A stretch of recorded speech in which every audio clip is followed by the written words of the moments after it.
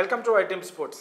India versus Australia మధ్య జరుగుతున్న 4th test ఏదైతే మెల్బోర్న్ వేదికగా బాక్సింగ్ డే టెస్ట్ పేరిట ఈ 4వ టెస్ట్ అయితే జరుగుతోంది. ఈ టెస్ట్లో ఆస్ట్రేలియా టాస్ గెలిచి ఫస్ట్ అయితే బ్యాటింగ్ తీసుకుంది. వాళ్ళ టీంలో ఒక మార్పు జరిగింది. కొత్త ఓపెనర్, కొత్త కుర్రాడికి అయితే ఆస్ట్రేలియా అవకాశం ఇచ్చింది. తనే శామ్ కాన్స్టస్. ఈ కొత్త కుర్రాడు ఫస్ట్ ఇన్నింగ్స్లోనే మంచి ప్రతిభ కనబరిచారు. ఓవరాల్గా ఈ 4th టెస్ట్ డే 1లో అయితే ఖచ్చితంగా ఆస్ట్రేలియాదే అప్పర్ హ్యాండ్గా మనం చెప్పుకోవచ్చు. మొదటి రోజు ఆట ముగిసే సమయానికి చూసుకుంటే ఆస్ట్రేలియా 311 పరుగులు చేసింది, 6 వికెట్ల నష్టానికి. ఇందులో ముఖ్య విశేషం ఏంటంటే ఆస్ట్రేలియా టాప్ 4 బ్యాటర్స్ అందరూ కూడా హాఫ్ సెంచరీలు చేయడం ఇక్కడ విశేషంగా చెప్పుకోవచ్చు. ఈ కొత్త కుర్రాడు ఎవరైతే ఓపెనర్గా ఆడాడో శామ్ కాన్స్టస్, తను 65 బంతుల్లో 60 పరుగులు చేశాడు. అలాగే మరో ఓపెనర్ ఖవాజా కూడా 57 పరుగులు చేశాడు. ఇంకా వన్ డౌన్లో వచ్చిన లబుషేన్ కూడా 72 పరుగులు చేసి చాలా మంచి ఇన్నింగ్స్ ఆడాడు. ఇంకా స్టీవ్ స్మిత్ అయితే సీనియర్ బ్యాటర్ ఆస్ట్రేలియా టీంలో, తను 68 పరుగులు చేసి ప్రస్తుతానికి ఇంకా నాట్అవుట్గానే నిలిచాడు. ఇంకా డే 2లో కూడా తను బ్యాటింగ్ కంటిన్యూ చేయనున్నాడు.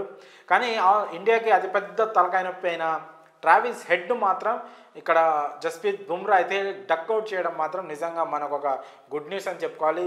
గత 3 టెస్టులుగాను కూడా మనకి ట్రావిస్ హెడ్ చాలా పెద్ద తలనొప్పిగా మారాడు, చాలా ఇబ్బంది పెడుతున్నారు, అద్భుతంగా ఆడుతున్నాడు.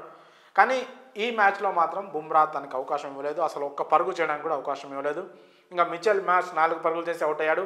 అలెక్స్ క్యారీ తను కూడా పర్వాలేదు, 31 పరుగులు చేసి పర్వాలేదు అనిపించాడు. ప్రస్తుతానికి కెప్టెన్ కమిన్స్ కూడా 8 పరుగులు చేసి క్రీజ్లో ఉన్నాడు. కమిన్స్ ఇంకా స్టీవ్ స్మిత్ అయితే క్రీజ్లో ఉన్నారు.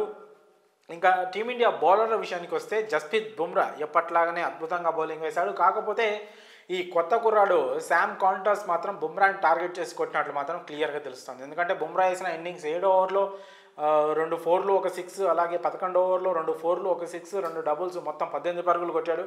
ఇప్పటి వరకు టెస్ట్ క్రికెట్లో బుమ్రాని ఒక్క బ్యాటర్ మాత్రమే 2 6లు కొట్టాడు ఒక మ్యాచ్లో, అంటే టెస్ట్ మ్యాచ్లో పర్టికులర్గా మాట్లాడుకుంటే తను జోస్ బట్లర్. ఆ తర్వాత టెస్ట్ క్రికెట్లో బుమ్రాని 2 6లు కొట్టిన రెండో బ్యాటర్ ఎవరంటే ఈ కొత్త కుర్రాడు శామ్ కాన్స్టస్. ఇతను ఒక్కడే 2 6లు కొట్టాడు ఇప్పటివరకు బుమ్రాని. పైగా బుమ్రా టెస్టుల్లో 6లు కొట్టించుకొని దాదాపు 3 ఏళ్ళు అవుతుంది. అలాగే బుమ్రా టెస్ట్ క్రికెట్ హిస్టరీలోని ఒక్క ఓవర్లో 18 పరుగులు ఇచ్చిన దాఖలాలు లేవు. ఈ మ్యాచ్లోనే అది కూడా జరిగింది. దురదృష్టవశాత్తు అది కూడా ఆ కుర్రాడే కొట్టాడు. కానీ బుమ్రా 3 వికెట్లు తీసుకున్నాడు. అలాగే ఆకాష్ దీప్కి 1 వికెట్ పడింది, జడేజాకు 1 వికెట్ తీసుకున్నాడు, ఇంకా వాషింగ్టన్ సుందర్ కూడా 1 వికెట్ తీసుకున్నాడు. సో మొత్తంగా అయితే ఈ మ్యాచ్లో టీమిండియా కంటే కూడా ఆసీస్ చాలా ఆధిపత్యం చూపించింది. ఈ 3rd సెషన్లో ముఖ్యంగా మ్యాచ్ ఆట ముగిసే సమయానికి కొద్దిసేపు ముందు టీమిండియా బౌలర్లు పుంజుకొని త్వరగా వికెట్లు తీయడం జరిగింది. ఆరంభంలో మాత్రం ఆస్ట్రేలియానే పూర్తిగా డామినేట్ చేసింది టీమిండియా అని చెప్పుకోవచ్చు. ముఖ్యంగా కొత్త కుర్రాడు ఆడిన అటాకింగ్ ప్లే మాత్రం నిజంగా ఇంప్రెసివ్గా అనిపించింది. మరి చూడాలి, వీలైనంత త్వరగా ఆస్ట్రేలియాను ఆల్అౌట్ చేసి ఆ తర్వాత టీమిండియా ఫస్ట్ ఇన్నింగ్స్లో ఎలాంటి బ్యాటింగ్ చేస్తుందో దానిపైనే ఈ టెస్ట్ రిజల్ట్ అయితే ఆధారపడింది. ఇప్పటికే ఈ 5 టెస్ట్ మ్యాచ్ల బోర్డర్ గవాస్కర్ ట్రోఫీలో 1-1తో 2 జట్లు సమానంగా ఉన్నాయి. ఫస్ట్ టెస్ట్లో టీమిండియా గెలిచింది, మీ అందరికి తెలిసింది. ఆ తర్వాత సెకండ్ టెస్ట్లో ఆస్ట్రేలియా గెలిచింది. 3వ టెస్ట్ డ్రాగా ముగిసింది బ్రిస్బేన్ గబ్బా వేదిక జరిగిన టెస్ట్లో. సో ఇప్పుడు ఈ 4వ టెస్ట్ అనేది చాలా కీలకంగా మారింది. ఈ టెస్ట్ మ్యాచ్ గెలిస్తే వాళ్ళు లీడ్లోకి వస్తారు సిరీస్లో. చివరి మ్యాచ్ కూడా చాలా ఇంట్రెస్టింగ్గా సాగుతుంది. మన టార్గెట్ ఏంది? Team India target world test championship final ఆడాలి, WTC ఫైనల్ ఆడాలి అంటే టీమిండియా ఖచ్చితంగా ఈ టెస్ట్ గెలవాలి, వచ్చే టెస్ట్ కూడా గెలవాలి. సో ఆస్ట్రేలియా కంటే కూడా ఈ మ్యాచ్ గెలవడం మాత్రం టీమిండియాకి చాలా ఇంపార్టెంట్. ఇది కూడా ఇప్పుడు బ్యాటర్ల చేతిలోనే ఉంది. ఫస్ట్ ఇన్నింగ్స్లో ఖచ్చితంగా పెద్ద స్కోర్ వస్తేనే టీమిండియా ఈ మ్యాచ్లో గెలిచే అవకాశాలు కనిపిస్తున్నాయి.